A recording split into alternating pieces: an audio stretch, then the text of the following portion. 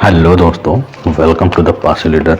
दोस्तों, आज के अपनी इस कड़ी में हम बात करेंगे लालगंज लोकसभा सीट के बारे में। दोस्तों जो लालगंज लोकसभा सीट है आजमगढ़ जिला के अंतर्गत आता है, जिसे पूर्वांचल में पारसियों का तीसरा सबसे बड़ा गढ़ माना जाता है दोस्तों, जिसमें पारसी बहुलता है।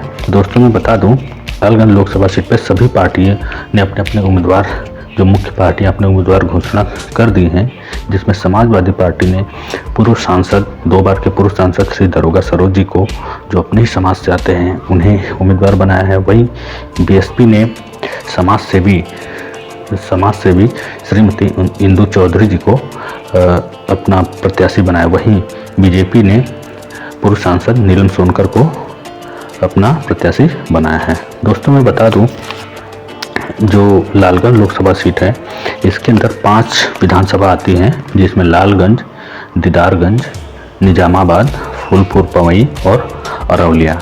बता दूं कि सभी पार्टियों ने अपनी जो जाति समीकरण है उसको बैठाकर अपने अपने उम्मीदवार की घोषणा की है दोस्तों, जिसका नमूना हम देख सकते हैं दोस्तों कि इसमें जो तीनों प्रत्याशी, जो सोनकर जो खटिक समाज से आते हैं, इनकी भी प्रतिनिधि ठीक ठाक है।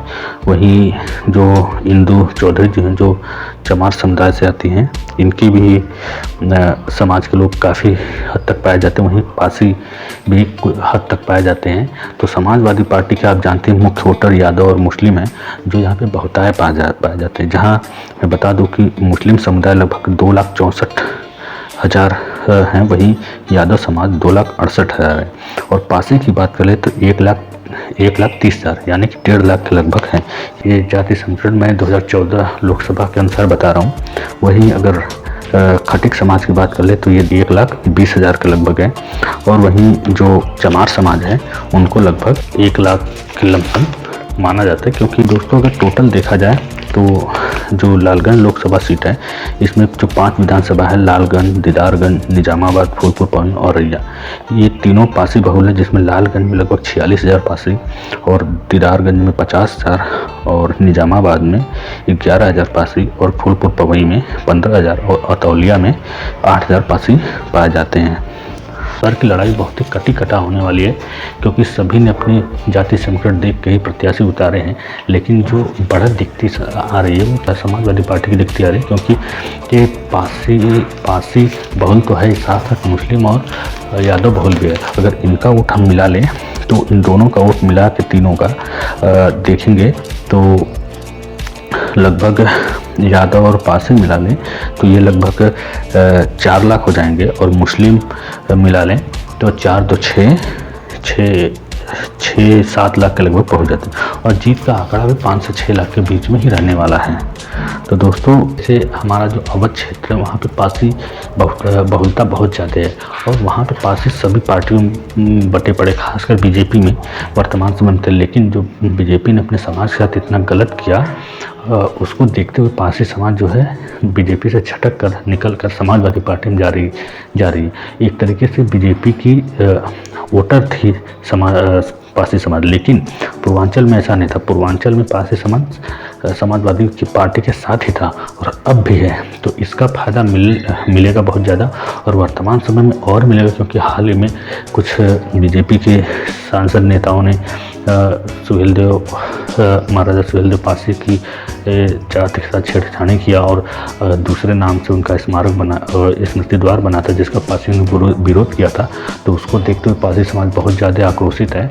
तो इस बार भी जो इक्का दुक्का छिटकते थे वो भी नहीं छिटकेंगे। तो पूरा का पूरा अपने पासी समाज के वोटर को जाना चाहिए था।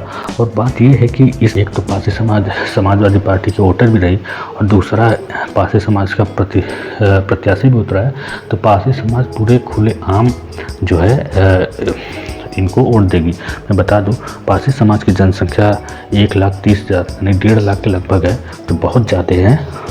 और क्योंकि ये पूर्वांचल में जो तीसरे नंबर पे आता है पासियों के गढ़ में, सबसे ज़्यादा पासी अगर पाए जाते तो इलाहाबाद जो प्रयागराज है, उसके बाद जौनपुर में, फिर आजमगढ़ और फिर बनारस में, फिर अन्य जैसे इधर बलिया, गाजीपुर, गोरखपुर, ये सब है पाए जाते हैं। लेकिन तीसरे नंबर पे ये तो देखने में आ रहा है कि इस बार जो पासी समाज है लालगंज लोकसभा सीट से पूरी तरीके से समाजवादी पार्टी के साथ है। और यहाँ पे दरोगा सरोज जी का बढ़त बढ़ता दिख रहा है, क्योंकि अगर जाति समीकरण देखें तो वो भी उसका सीधा असर या फ़ायदा होने वाला है दरोगा सरोज जी को, यानी समाजवादी पार्टी को।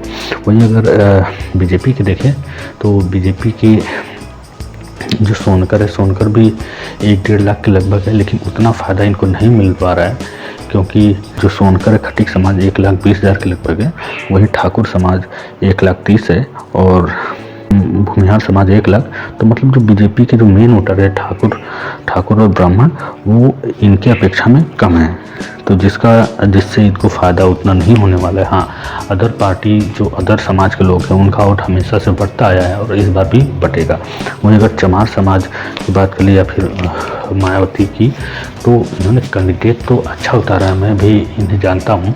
इंदु चौधरी जी का एक अच्छी समाज सेवी हैं, इन्होंने बहुत संघर्ष किया अपने जीवन में, ये बीएचयू की प्रोफेसर रही, संघर्ष किया है, लेकिन इन्होंने पार्टी गलत चुनी है। क्योंकि पार्टी गलत इस तरीके चुनी है क्योंकि ये अपने समाज को देखते हुए इनके साथ गई हैं भारतीय समाज पार्टी के, लेकिन वर्तमान समय जो बीएसपी है वो बीजेपी के सामने घुटने टेक दी है और किसी न किसी कारण वो इनके विरोध में न आवाज़ उठाती न कुछ, मतलब एक तरीके से उनके एजेंट के रूप में काम कर रही है, जिसका पूरा का पूरा घाटा होने वाला है और अन्य समाज के लोग इनके साथ नहीं। हाँ, इनके साथ वर्तमान समय में वही चमार और जाटो समाज के लोग हैं। तो जो आजमगढ़ है यहाँ पे चमार समाज के लोग पाए जाते हैं, जाटो कम पाए जाते हैं, तो उतना ज़्यादा इनकी भी जनसंख्या नहीं है और जो बीएसपी के जो कुछ वोटर होंगे वही, तो बहुत मुश्किल है इनको जीतना।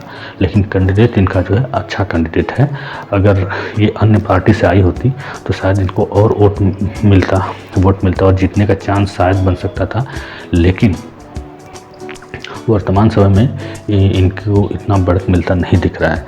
और उसी तरीके से ना ही बीजेपी को, क्योंकि मैं बता दूं इससे पहले दरोगा जो 1998 में और फिर उसके बाद 2004 में समाजवादी पार्टी से ही लालगंज लोकसभा सीट से सांसद थी, और जो नीलम सोनकर है वो 2014 में बीजेपी से सांसद रही।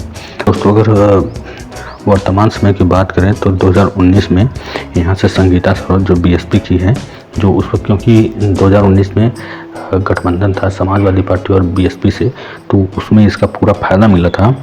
वहाँ से बीएसपी कैंडिडेट संगीता आज़ाद जी लड़ी थी जो विजयी हुई थी और वर्तमान समय वहाँ से सांसद थी, उनको लगभग 5,18,820 वोट मिले थे। वहीं पे बीजेपी के दिनेश लाल यादव यानी निरहू को 3,57,000 वोट मिले थे। दोस्तों इस बार गठबंधन नहीं है और इनको कम वोट में, क्योंकि उस वक्त इनको पारसी समाज का वोट यादव, मुस्लिम और चमार समाज चारों का वोट मिला था, इसलिए अच्छी बहुमत से जीती थी बीएसपी। लेकिन इस बार ऐसा नहीं होगा, क्योंकि ये इस बार किसी के साथ गठबंधन में नहीं है, कि इनका स्टैंड बहुत ही गलत है, ये बहुजनों के साथ एक तरीके से धोखा कर रही हैं। तो मैं जहाँ तक देख पा रहा हूँ, यहाँ पे सबसे ज़्यादा बढ़त 6 लाख से ऊपर वोट मिलने का चांस है समाजवादी पार्टी यानी अपने पारसी समाज के नेता दरोगा सरोज जी को, उसके बाद मिलेगा बीजेपी कैंडिडेट को नीलम सोनकर जी को, और उसके बाद मिलने वाला है इनको। तो दोस्तों जहाँ तक उम्मीद है कि आप लोगों को वीडियो अच्छा लगा होगा, और अच्छा लगे तो अपने समाज के लोगों में शेयर करें। मिलते हैं नेक्स्ट वीडियो में। जय हिंद, जय भारत, जय पारसी समाज, जय माता सुहेलदेव पारसी, जय लाखन पारसी, जय पारसी नेता।